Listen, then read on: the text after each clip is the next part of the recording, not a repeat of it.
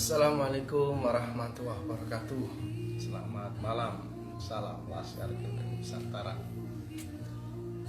Sudah lama saya tidak live Facebook. Malam ini akan kita coba untuk live Facebook. Kita akan bahas kenapa Khodam lover cenderung susah untuk melepaskan diri dari ikatan atau dari jeratan Khodam, jin, dedemi dan sebagainya. Kita lihat dasar dari kata Khodam sendiri adalah Khodam ini secara lughatnya, secara lughawi bermakna yaitu pembantu, babu, pesuruh dan sebagainya. Ya, kalau kita sesama manusia, mungkin pembantu-pembantu kita ada ijah, ada inem dan sebagainya. Nah, ketika kaitannya dengan Khodam Ghaib, Allah menciptakan makhluk gaib itu ada dua, yaitu malaikat dan jin. Berkaitan dengan Khodam, malaikat sangat-sangat tidak mungkin untuk menjadi pembantu, menjadi pesuruh maupun menjadi babunya manusia. Karena sampai saat ini kita belum menemukan dalil ataupun dasar yang jelas bahwasanya malaikat mau menjadi pembantunya manusia. Malaikat hanya akan tunduk, hanya akan mematuhi perintah Allah Subhanahu wa taala. Jadi kalau ada yang mengatakan bahwa seseorang itu punya khodam malaikat, itu sangat-sangat tidak mungkin. Selanjutnya yaitu kaitannya dengan khodam, yaitu ada jin. Jin sendiri itu juga berasal dari bahasa Arab yang artinya tersembunyi. Ada janin. Janin yaitu sesuatu yang tersembunyi yang ada dalam perut. Palembang, nyimak bang. Siap, terima kasih. Assalamualaikum warahmatullahi wabarakatuh, Mas Rian Satria. Jin sendiri, jin itu ada dua, jin muslim dan jin kafir. Jin muslim itu sama dengan kita hanya akan menghambakan diri, mengabdi kepada Allah Subhanahu wa ta'ala. Dan jin muslim ini dia sejelek-jeleknya, seburuk-buruknya, sejajatnya jin muslim, dia tidak mau mencampur urusan manusia. Memang Rasulullah SAW, para aulia, para ulama-ulama yang wirai, mereka mempunyai murid, mereka bisa berkomunikasi dengan jin-jin ini. Tapi batasan mereka, ingat sekali lagi, batasan mereka adalah guru dengan murid, bukan majikan dengan khodam. Kenapa bisa seperti ini? Kenapa mereka bisa berkomunikasi? Karena jin-jin ini ingin belajar sesuatu, ingin belajar agama dengan Rasulullah, dengan para aulia, dengan para ulama-ulama yang wirai. Ingat kembali bahwasanya Allah menutup hal yang gaib, dan itu ditunjukkan kepada Rasul, utusan-utusannya, ulama dan sebagainya, mereka tunjuk. Jadi kalau misalkan ada yang mereka menganggap, ada yang menganggap bahwasanya seseorang itu punya khodam jin muslim, sedangkan Rasulullah, sedangkan para aulia, sedangkan ulama yang wirai, mereka tidak pernah menganggap bahwa jin-jin itu adalah pembantu-pembantu mereka. Rasulullah, aulia, para ulama yang wirai menganggap mereka adalah murid mereka. Bagaimana mungkin kita manusia yang penuh dosa ini, yang masih mau melakukan dosa ini, mau menganggap mereka sebagai pembantu kita? Seandainya pun seperti itu, kelebihan apa, ilmu apa yang kita punyai sehingga jin-jin ini mau berguru kepada kita? Salam Rahayu Sekar Langit, salam Kamas. Apa dasarnya sehingga kita menganggap bahwa diri kita pantas untuk menjadi guru-guru daripada jin muslim ini, sedangkan kita masih banyak melakukan dosa? Jadi seperti itu. Kalau ada yang menganggap dirinya punya jin muslim, bagi kita itu juga sangat tidak mungkin. Yang terakhir adalah jin kafir. Kembali kepada jin kafir. Jin kafir ini adalah jin yang tidak mau mematuhi perintah Allah. Dia ingkar kepada rahmat-rahmat atau kasih sayang Allah Subhanahu wa taala. Ini sesuai dengan nenek moyang mereka, yaitu iblis, yaitu Azazil. Sebelum kejadian Adam ini mereka dinamakan Azazil. Mereka iblis atau Azazil ini sebenarnya mereka dulu adalah juga makhluk-makhluknya Allah yang tak, cuma dalam diri mereka ada kesombongan. Ketika Adam diciptakan, Allah memerintahkan kepada makhluk-makhluknya, kepada malaikat, tak terkecuali kepada iblis ini, untuk bersujud kepada Adam. Dan kenyataannya bahwasanya iblis ini tidak mau bersujud. Wasajadu ila iblis. Mereka tidak mau bersujud. Karena apa? Sama-sama makhluknya Allah, jin ini merasa dirinya adalah yang lebih baik. Bahwa jin ini, iblis ini diciptakan dari api, sementara manusia itu dari tanah. Api itu selalu berada di atas tanah. Makanya jin ini tidak mau. Saya lebih mulia bagi iblis ini. Saya lebih mulia daripada Adam. Saya lebih mulia karena saya sudah dahulu diciptakan sebelum Adam ini diciptakan. Itulah kesombongan-kesombongan daripada iblis dan jin ini. Sehingga ketika kita mempunyai kodam jin ini, jin kafir ini, biasanya dalam diri kita tidak mau menerima, kita tidak mau menerima penjelasan dari orang lain. Assalamualaikum malam Mas. Waalaikumsalam Mbak Farah Gweni Givanda. Itulah jin muslim. Kenapa kok rata-rata orang yang mempunyai kodam jin kafir ini mereka cenderung merasa lebih di atas yang lainnya, mereka lebih baik daripada yang lainnya. Karena apa? Memang ini sesuai dengan nenek moyang mereka, yaitu iblis ini. Mereka seperti itu. Jadi ketika yang pernah saya sampaikan, bagaimana kodam ini atau jin ini bisa berada dalam diri kita, ada dua faktor, yaitu internal dan eksternal.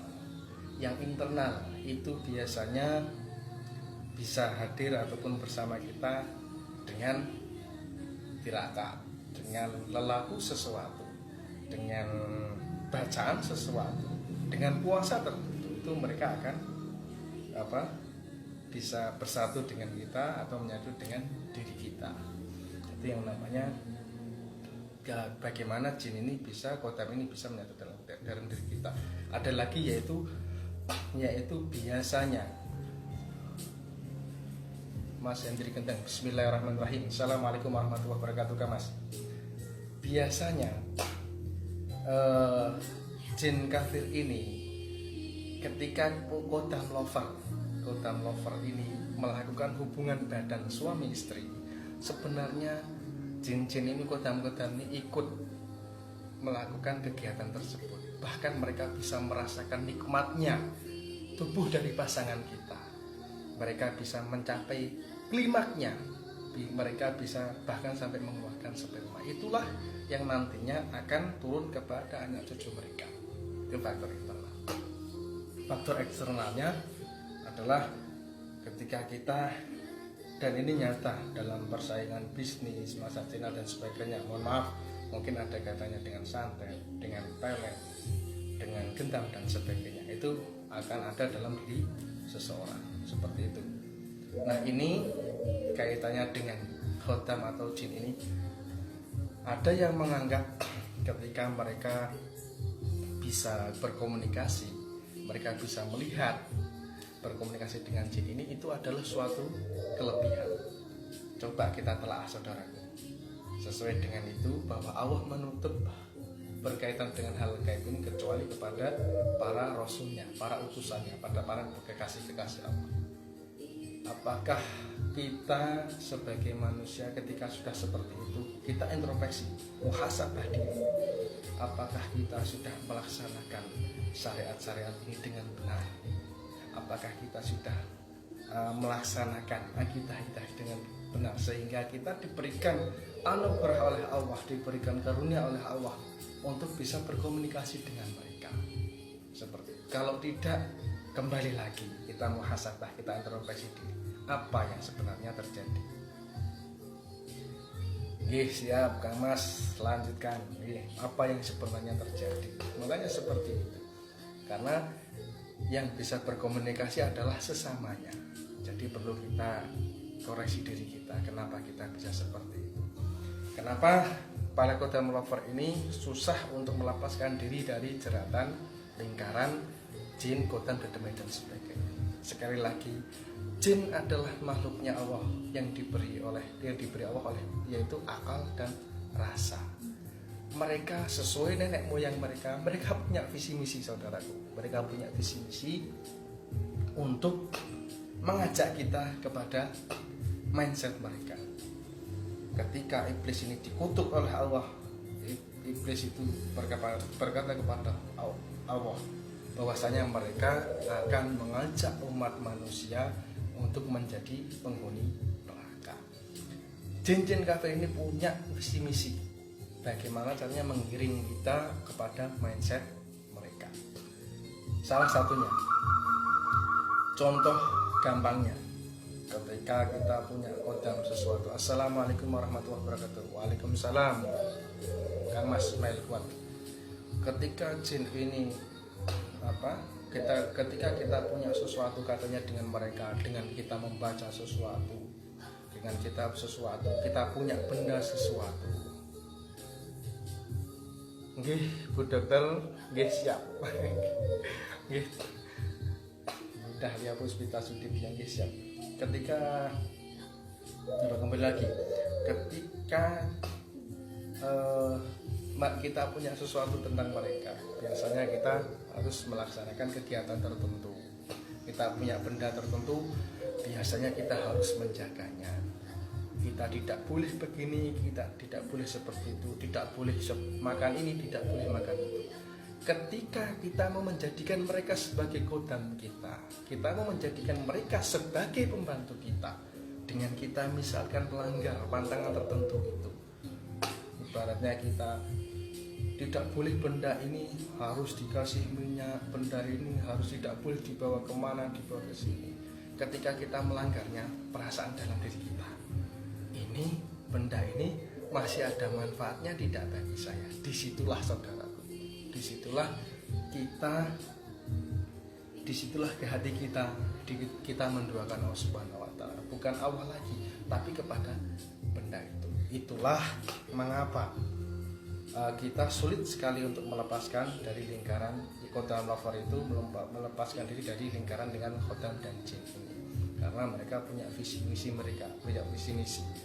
ketika mereka ada dalam diri kita. Ibarat gini, kita sesama manusia, kita mengundang pembantu, terus di situ dengan tiba-tiba kita mau membersihkan atau kita mau memecat pembantu kita, mereka mestinya berkata, loh, dulu yang minta saya ini kamu, kenapa kamu dengan tiba-tiba mau mengusir saya seenaknya? Yang minta saya tuh kamu. Seperti itu. Makanya sulit sekali, karena ketika mereka ada dalam urat nadi kita, jadi tempat yang mereka sukai, para jin-jin ini, bukan di kuburan, bukan di sungai, bukan di pohon ringin dan sebagainya, tapi dalam aliran tubuh manusia ini. Karena apa? Agar mereka bisa melaksanakan visi misi mereka untuk mengajak kita kepada mereka menjadi bersama-sama mereka menjadi penghuni neraka. Jadi seperti itu saudaraku.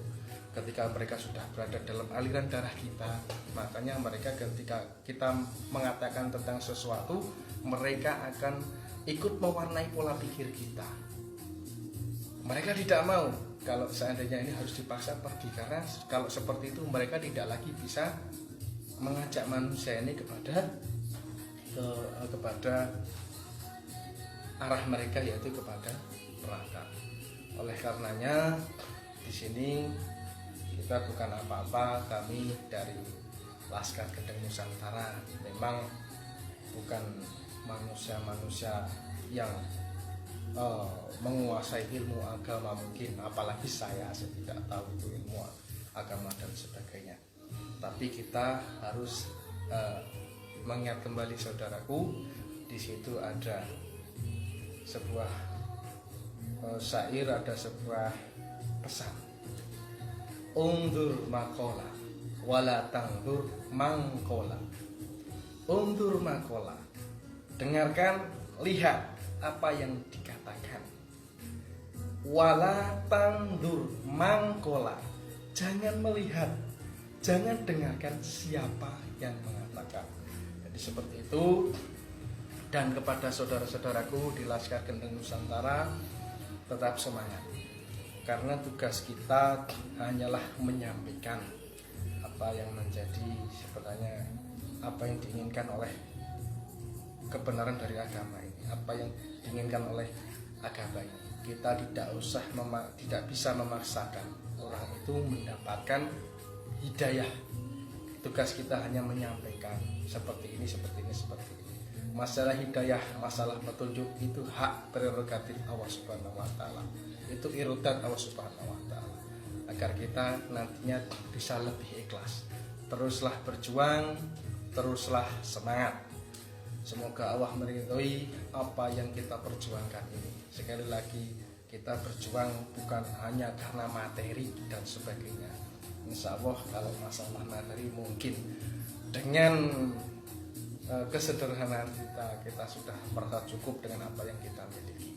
Tapi di mana kita akan berjuang bersama, yaitu salah satunya adalah di Padepokan Laskar Gendeng Nusantara ini. Kita berjuang bersama, kita sampaikan apa yang sebenarnya. Hitam katakan hitam, putih katakan putih. Seperti itu kita terus akan berjuang di sini. Sekian dari saya, mudah-mudahan bermanfaat untuk kita semuanya. Saya akhiri, wallahul muwaffiq ila aqwamit thoriq. Wassalamualaikum warahmatullahi wabarakatuh. Salam Laskar Gendeng Nusantara. Mantap.